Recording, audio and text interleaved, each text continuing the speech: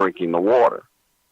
So I get up, take the food, I walk into the bathroom, which is to my left, throw it into the garbage can, sit back down and start drinking water. As I'm drinking that water, my throat literally starts closing, like closing to where I'm not really able to breathe. I'm like my oxygen is being cut off. Oh, wow. And the water is going down. The water is going down my throat, and that's the only reason why I'm not panicking, because I feel the water going down my throat, but I'm struggling to breathe. And now, prior to this, Gary, I've never had a problem with like any stomach problems or anything. Right? I drink the water, and it says leave, and so I get up abruptly. I'm talking about I get up, I leave the cigar sitting there, I leave the Sprite there, I take the water, and I leave. I end up going back to the apartment, my girlfriend's apartment in Dallas, and we hang out. Bada bing, bada boom, everything is cool. That night, about 2 o'clock in the morning, Gary, I'm laying in the bed, and I start falling asleep. I'm laying on my right-hand side, and as I'm falling asleep, you know, there's that, I'm wide awake, I'm half asleep, I'm full asleep, right? There's those states, and there's technical names for those. There's technical names for those states, but I'm in that state between being wide awake and half asleep. And as I'm falling into that sleep, I feel something stick its finger into my mouth, like a finger slides through my lips into my mouth, and I bite down, like you know, like I bite, and I get this taste, this earthy slash metallically, like metal, but it's distinctly earthy, like dirt. It's like if someone took tin foil, and they wrapped dirt, and it was dirty, but it was more dirt than foil. But it's that taste, right? Okay. When I bite down, and I open my eyes, and there's nothing there, but I know I bit down because I felt it on my teeth, and I'm like, okay, what the hell?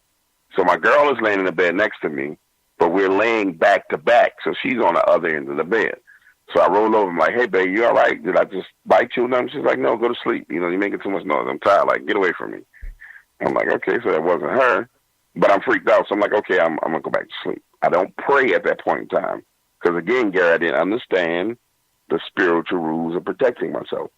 So, like, I'm going to go back to sleep. So I start falling back to sleep about 10 minutes later, and I physically feel a finger go in my nose. And there ain't no little short finger. It goes in my nose, down my nasal passage, into my throat, and I can feel it touching my esophagus. But I feel it. And my reaction this time is I reach up and I grab. And when I grab, I'm coming out of my sleep, waking up, and I'm grabbing, and I feel and I have big hands. I played football, played middle linebacker, I bodybuild. I'm like, I got huge hands. If you ever saw me, like, dude, you got to have normally big hands. And so I squeeze and I feel it, this like forearm. You know how if you were to grab your forearm right now, you have that bone, not your forearm, if you grab your wrist, you have the bone, you have the front side, the top side is like a little knob, and on the other side there's just this smaller knob, but it's flat. And then between there's a flat region, and then it goes back. I feel the knob, and I feel the flat part, and I feel bone. And then when I open my eyes, there's nothing there. But I know I felt it. I'm like, oh, holy crap. And I don't know what to do, man. That'd be scary. Dude, I don't know what to do. So I don't want to wake her up and freak her out. So I just get up out of the bed, and I go out to the porch. There's a little balcony.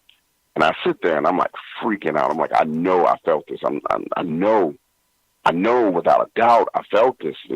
There's no doubt that I felt this. So the only thing I could think to do was, I grabbed my phone. I started playing pastors that were on YouTube. I play like T.D. Jakes. I play like this guy from South Africa. I play a guy from Ireland. I play a guy from China. And I sit there smoking a cigar and listening to like just pastors preach until sunrise. Like literally when I went back in the house, it was getting light outside. And I go back and I get back in the bed. That following evening, I leave to come back to New Orleans and come home. everything is cool. I kind of got an eerie feeling at home, but nothing major. Well, I would say about midnight that night, my girl calls me and she says, "Babe, I could have swore you were in the bed with me because something was messing with my face." I'm like, "Well, what do you mean?" She's like, "It was rubbing on my cheek. I thought it was you messing with me while I was asleep, but I realized that you were gone." And I'm like, okay. Then I got angry. I'm like, okay, it's one thing to mess with me because, this is what I'm doing. But to mess with her, she's like the sweetest soul in the world. Like, she ain't worried about no demons. She ain't worried about nothing. She's just a happy person. So then I said, okay, I got to figure out how to protect myself. And that started me on the road to understanding how to spiritually protect myself. Because then I called a demonologist. I'm like, yo, bro, you got to break this stuff down to me because this is what happened. This is what's going on. And he starts laughing on the phone. He's the coolest. His name was Kenneth Deal. Kenneth is the coolest dude on the planet. He's like, yeah, it's messing with you, bro, because you butted in his business. Like, demonic entities don't like people getting in his business. And he's like, you got to understand you're in a unique position to where God blessed you with the ability to articulate stories and to captivate an audience. So not only did you butt in his business, but it's found a bright light that can talk about it. He was like, I need you to do these prayers for 7 days, and then I need you to not talk about it for a while and kind of let it go. He's like, but in between now and then, don't be surprised if little weird stuff starts happening. He didn't say stuff, he used the S word. If little weird stuff starts happening. And he was like, they have a way of messing with you, and they hit us all at our weak points. So if you have he was like, if your finances are a little bit off, it'll hit you in a way that'll affect your finances. If your love life is a little bit off, it'll hit you in a way that affects your love life. He's like, so just pay attention to what happens. I'm like, all right. Get off the phone. 2 days later, I had literally just bought a brand new washing machine. The washing machine breaks. I mean, it just breaks, like straight up broken. Call the repair dude. He's like, yo, it don't make no sense, man. This is crazy. This is brand new. It doesn't make any sense why they did this. After that, the dryer breaks. And those two things break, and I keep on doing the prayers, and then it stops. So it just goes to show you, and that's kind of circling back to what we were talking about, the mystic. Like, when you butt into these entities' business, they take revenge. Yeah. They take it personally. Well, from what she told me, it was pretty bad. But then I guess she got another friend or a minister or somebody she knew, and they did whatever they did, and then it went away. But she said it was getting bad where, like the scratching, bruising and stuff like that. So, I mean, I guess it can get really, really bad. No, it can. It really can. And I mean, you lucked out. But that's why I really believe I did.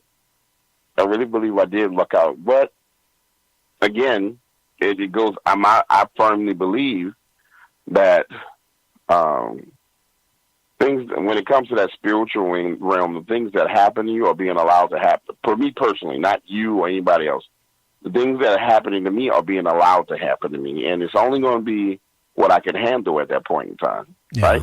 Now, what scares me, I'm going to tell you what really scares me, Gary, is that now that I understand how to protect myself, what's coming next is what scares me. Because it's like, okay, in my philosophy is what happens to me is what allowed to happen to me. That happened to me, and I wasn't prepared for what was coming, right? Now I'm prepared. Why am I being prepared? What's coming next? That's what scares me. Yeah, I mean, from, the people you talk to, I mean, what is the scariest, boy, you caused me now to start losing my voice. What was the scariest conversation you ever had with somebody where it really scared you? I had a lot of those. I'll tell you the most recent one. There's a couple of type of people that call me, right? There's people who had cryptid encounters, right? Dog man, Bigfoot, lizard man, something like that. those people they go to a certain location and they have an encounter. They're driving in a car and they have an encounter. There's people who have like ghostly, demonic encounters, right? But then there's people who readily accept the paranormal, ghostly, demonic things, and they kind of habituate it, or that's not the right word, habitate it. They accept it into their life. I don't know which word the right word to use for that, but they accept it. It's a part of them. One of the most scary recent conversations I had was with a guy who was like, yo, Doc, I wanted to talk to you because, your family's in the hoodoo, my family's in the hoodoo, and, I have this shadow person that talks to me. And I've learned, Gary, over time that the first thing you never, ever, ever do with any person, and this is not in a paranormal way, is you never offend anyone. You know what I'm saying? Because you never know who you're offending, right? You never know who that person is, who they know, what they're capable of. So my philosophy has always been, I treat everybody kindly. And that's just, part of it is self-preservation. Part of it is a part of being a gentleman. The other part of it is just being smart. Right, and so I'll listen to anybody talk. And the thing about listening is I actually actively listen.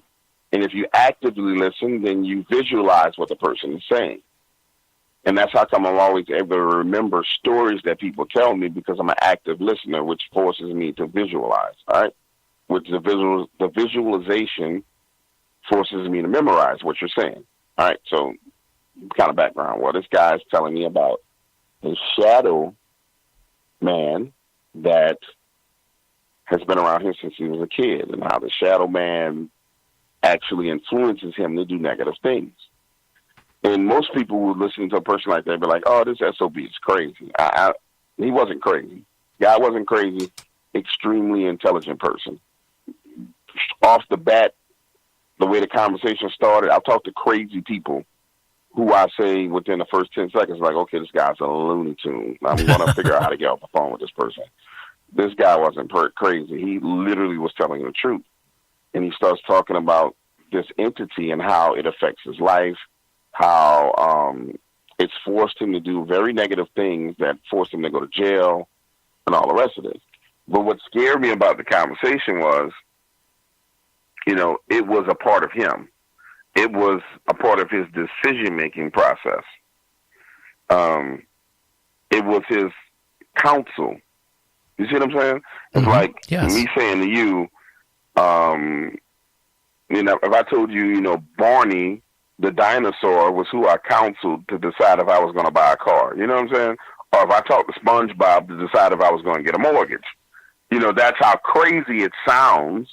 But at the same time, he wasn't lying, because I probably talked to about 1,000 people on this phone who told me stories. I know when someone's lying to me just by listening to them, listening to what they're saying, how they're saying it, how it flows off their tongue. You can tell if they're lying. Now, everyone hesitates when they tell a story. Everyone has pauses and breaks. Some of them are due to taking breaths. Some of them are due to them remembering what happened.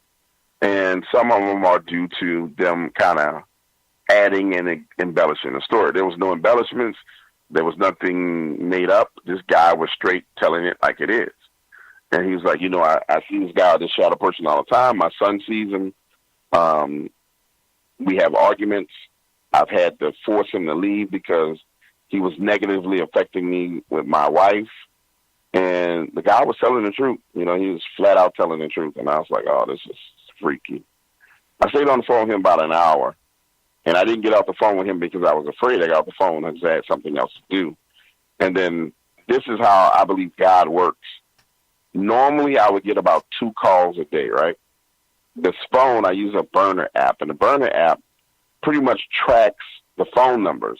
But it knocks out your number after 10 calls. If I don't save your name with the number, then it knocks you out because it can only hold 10 numbers. Well, that day, 15 people called me after I talked to him. And it was weird because my phone just kept ringing. It was like, ring, ring, and I would answer, somebody would hang up, and I talked to one person. It just kept ringing. And now when I look back on it, that guy's number was put, because I had every intention of calling